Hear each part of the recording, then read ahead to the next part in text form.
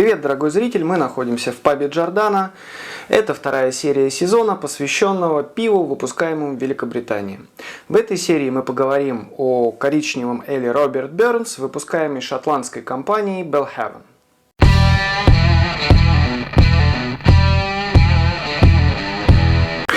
Про шотландскую пивоварню Belhaven мы успеем поговорить еще в следующих обзорах, так как она достаточно богата на всякие сорта и выпускаемые марки пива, и шотландцы сами по себе ничем не уступают англичанам и ирландцам в любви к пенному напитку.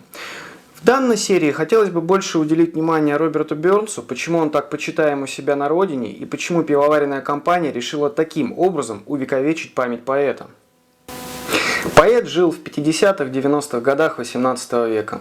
Родился Роберт Бернс в небогатой семье, и из-за этого ему с самого детства пришлось работать на тяжелых физических работах. Очень часто он недоедал, но это было очень характерно для эпохи индустриализации Великого Соединенного Королевства. Искусство его в большей степени зашло, когда он переехал в крупнейший шотландский город Эдинбург, находится приблизительно вот здесь. Там он очень быстро спелся с местной элитой и начал участвовать в популяризации шотландского равнинного языка. Особых успехов в ведении бизнеса у Роберта не было. Он очень быстро профукивал все свои деньги, которые он накапливал или зарабатывал своим трудом. Но вот с точки зрения плодовитости определенные успехи у него были. Все-таки у него было рождено 3 дочери вне брака, а еще 5 детей в законном браке с его супругой Джин. Роберт Бернс прожил недолгую жизнь, всего около 37 лет. Но за это время он смог очень сильно популяризировать образ жизни шотландцев, их уклад, их традиции. Очень часто в своих произведениях он воспевал еду и напитки шотландцев. Именно этим он и заслужил любовь на родине. Но, к сожалению, как у многих поэтов, эта любовь пришла к нему уже после смерти. Сейчас нет ничего удивительного, что шотландская пивоваренная компания выпускает именной напиток Роберта Бернса. Ведь в самой Шотландии даже есть национальный праздник, который называется Burns Night, и проводится он 25 января.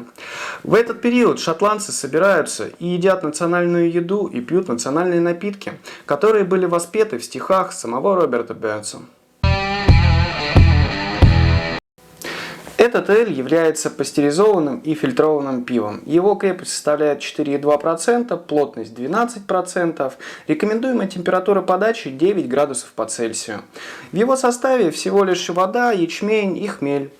Этим он очень похож на Newcastle Brown Ale, о котором мы говорили в первой серии. Также он является пивом верхнего брожения. Производитель заявляет, что в аромате данного эля преобладают нотки жареного фундука и фруктов, а во вкусе вы должны почувствовать зерно, табак и сладкие конфеты. Предлагаю проверить тезисы производителя и попробовать одну бутылочку. Мы заранее охладили одну бутылку пива до рекомендуемой температуры и поехали!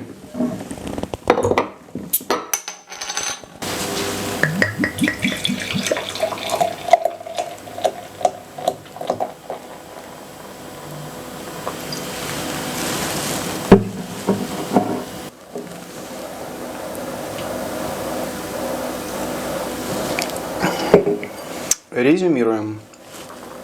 Во вкусе определенно есть нотки табака и сладких конфет.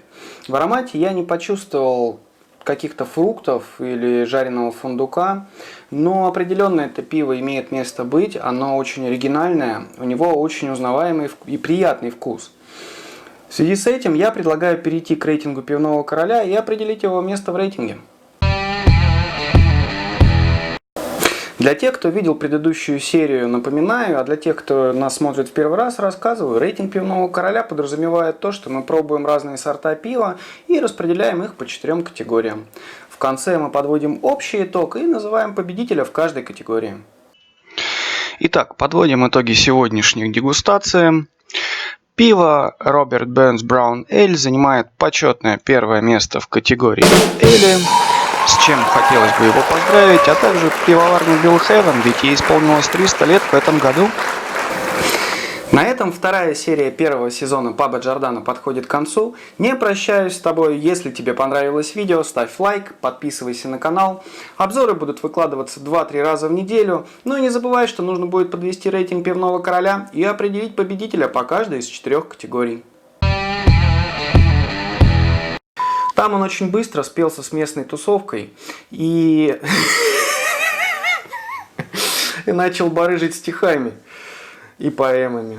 Шотландцы собираются вместе и едят национальные блюда и пьют национальные напитки, играют на национальных волынках, и все это из-за стихов Бёрнса, который, к сожалению, прожил недолго. Вот как мне запомнить теперь, что они едят еду и пьют напитки, не наоборот. Вот не наоборот ни разу. Можно уже сначала снять, а потом я попробую. Так не получится? Пробуем.